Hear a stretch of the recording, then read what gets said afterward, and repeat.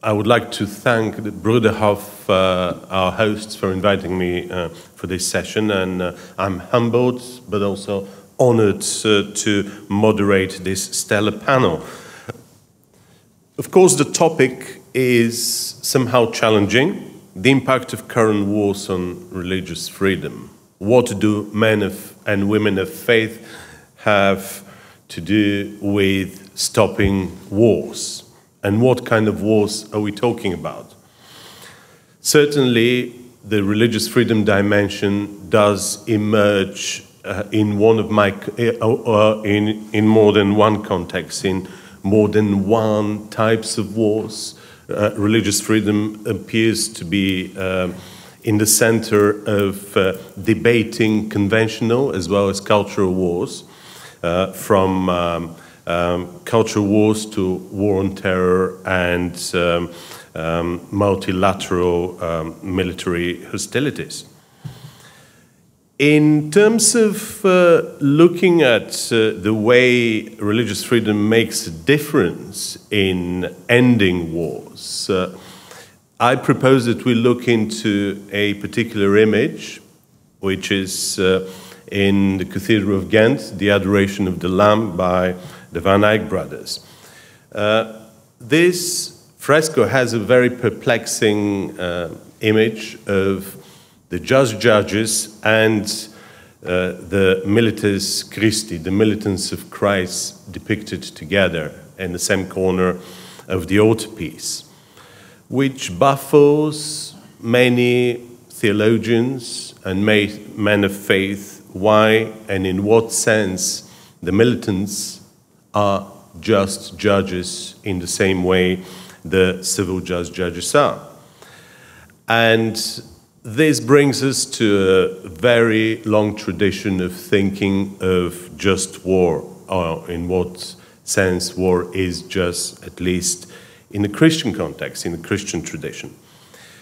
Of course, for those of us who have been brought up with scriptural evangelical tradition, peace is the ontological positioning of humanity. It is the direction of history, and it's in some way a precept we have to follow.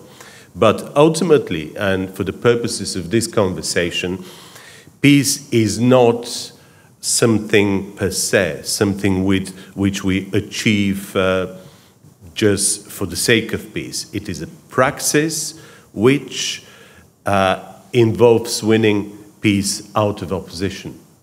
Or as the political theologian Oliver O'Donovan says, peace in some way is linked very closely and very importantly with a service, with the worship of reconciliation. Without this worship of reconciliation, you cannot have a peace per se. Without the service of reconciliation, you cannot have the tranquility of order.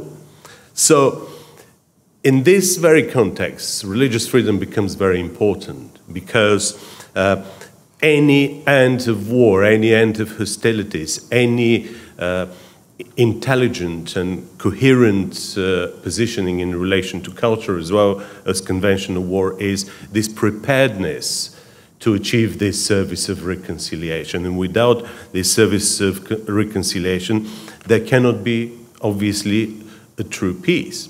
And religious freedom plays a very central part in shaping societies during and post-war, which are vibrant enough, dynamic enough, fluid enough to maintain and facilitate coexistence of multiple moral paradigms, multiple understandings of social perfectionism, which allows this service of reconciliation to be achieved. And without this, very often, the end of hostilities do not really achieve this shaping of political or social perfectionism, which the end of hostilities and peace is supposed to achieve.